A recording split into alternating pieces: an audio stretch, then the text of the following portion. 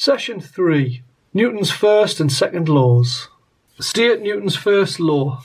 An object stays at rest if it's already at rest, and an object in motion will stay in motion with the same speed and in the same direction unless acted upon by an unbalanced force. That's quite a mouthful, isn't it? What happens to the speed of an object when the resultant force is zero? Well, just say, give an example. Just say you've got this object here and it's moving along at 2 meters per second. Now that must be because it's got a forward force, let's just say of 1 Newton, and it's got a backward force, let's just say of 1 Newton. And that is what will give us a resultant force of 0, because 1 Newton backwards and 1 Newton forwards, they'll cancel out. So if it's already travelling at 2 meters per second, then using Newton's first law, it's just going to keep moving at 2 meters per second. So what happens to the speed? It would stay the same. Or whatever speed it's doing, that's what's going to keep on doing. What happens to the speed of an object when the resultant force is not 0? Give an example. So I've got my little object. It's tootling along at 2 meters per second. This time I've got 3 newtons of force forwards and I've only got 1 Newton backwards. So that gives me a resultant force of 2 newtons forwards. The size of the arrow represents the size of the force, by the way, and the direction obviously represents the direction. So in this case, the object is going to speed up.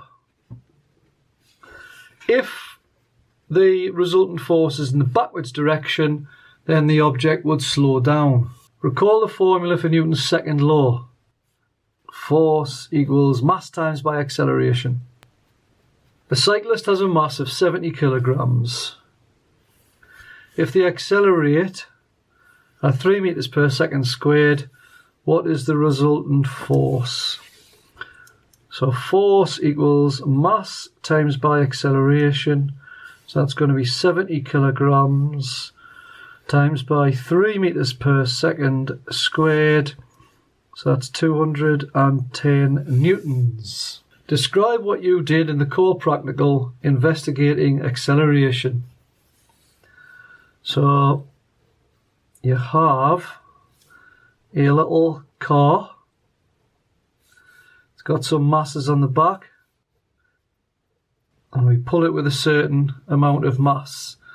And the question is if you change the mass of this object and you change the amount of force that this is pulling down with over the pulley, what is going to happen to the acceleration of the car?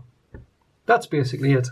Right, a conclusion for the experiment. Well, what do you think that you would find? If the car has got a large mass, so the bigger that the mass is, the acceleration of the car is smaller. And if this force gets bigger, if you pull something with a bigger force, then obviously it accelerates more. And there you go. Boom. The car accelerates at a constant rate of 1.83 meters per second squared along a flat straight road. The force acting on the car is 1.87 kilonewtons. So that's 1,870 newtons. That's the force. That's your acceleration there. Write down what you know when you know it. Calculate the mass of the car. So the mass equals question mark. Once again, is there an equation that links acceleration, mass and force? Yes, there is. It's Newton's second law. Force equals mass times by acceleration. We need to rearrange it to find m. So therefore, mass is going to be force divided by acceleration. I've got a video that shows you how to rearrange equations. It's called the magic triangle. So the force is 1,870 newtons. We need to divide that by 1.83 meters per second squared. And that equals 1,021. Right, they wanted the 3 significant figures. Well, that's a significant figure there, so that triggers the sig figs. So even though that's not really a figure, it actually is, because this one's triggered it. So the whole number would be that. But 3 significant figures, you just take 1, 2, 3. And we'll just round that up or down. Well, it goes down because it's only a 1.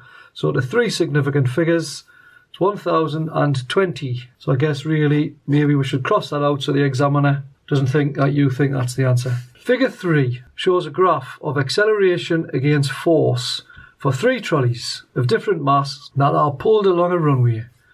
The graphs for the trolleys are labelled P, Q and R. P, Q and R. So that's the acceleration up the side and that's the force along the bottom. Use the information from the graph. Calculate the mass of trolley Q. So once again we want to use this equation over here. So the mass is going to be the force divided by the area. Trolley Q. Now let's just pick something that's convenient. That looks pretty convenient there. So the force is 3 newtons. That's the force along the bottom. So that's 3 newtons. And the acceleration is also 3. So 3 divided by 3 is just 1. And that's kilograms because it's mass. Describe how the graph shows the trolley R has the greatest mass. Right, well if we go for a given force, say 2 newtons. Right, R is only, it's not even accelerating at 1 meter a second squared. Q accelerates to 2 meters a second squared. And P accelerates to 5. So if I put the same amount of force on each of these objects, R doesn't accelerate very much. Now you can prove it mathematically. Acceleration is going to be a force over your mass. So what we've done is we've kept the force constant. And if we rearrange that, mass is going to be the force over the acceleration. So because the force is constant, the mass is going to be proportional to 1 over the acceleration. So R has got the smallest acceleration. So if this number on the bottom gets littler, it makes this number here get bigger. But like I say, in plain sense, if you're pushing your mate, you've got 3 mates, P, Q and R, you push one of your mates with the biggest force you can push, and your mate goes flying. Right, he's obviously just a little mate. Q, well, he's a medium-sized mate, and R must be a big fella. All right, you push him with all your might and all your force, and he doesn't really accelerate very much. So there you go. R has the smallest acceleration for the same force. And that's the end of session 3. Bye for now. Want to see more videos like this? Subscribe to my channel, GCSE Physics Explained. Thanks very much, and bye for now. Work hard and be nice.